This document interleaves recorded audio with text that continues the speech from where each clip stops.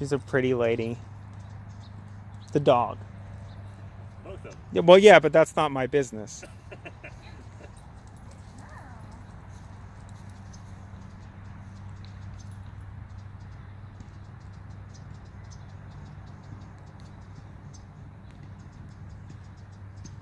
So keep walking.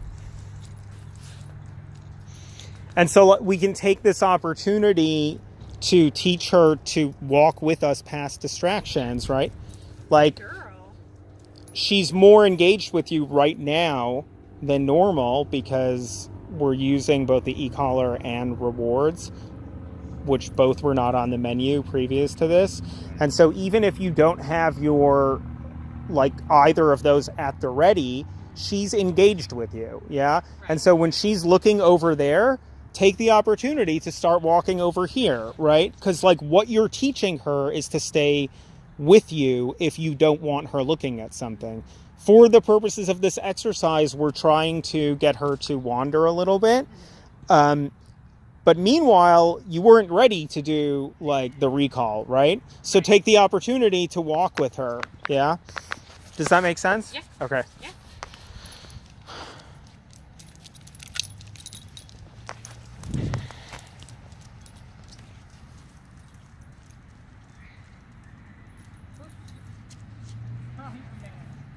Good girl, though. Did she flip into heel position? She did. That's the heel. Did you teach her that? Yes. Nice. Yes. Good girl. Good girl. Good girl. I know what foos is, okay? She's like, I know.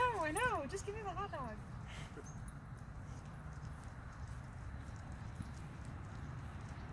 Yeah. Good girl. Good girl. Nice. Nice. Now.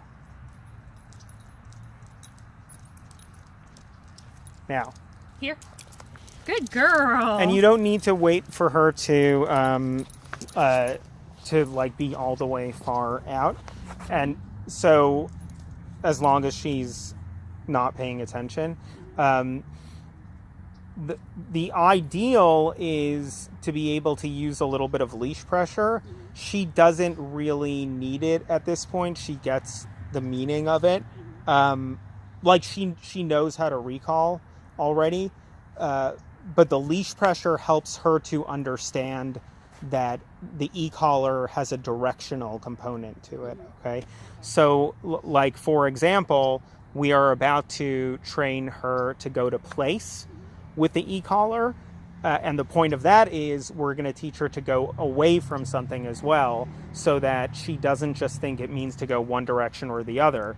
But the point of everything that we're doing is to solidify in a very clear way the meaning of this sensation. And so, like we talked about, it isn't binary, like it isn't one session and they're like, okay, got it. It is a in the body more than in the mind sort of thing. And so when we come to do correction work, like 3 weeks from now, this will be a very fluent language, as opposed to, like, when Captain Picard got trapped on this alien planet, alien to us as humans. I guess it's kind of a pejorative, but they couldn't speak the language at all.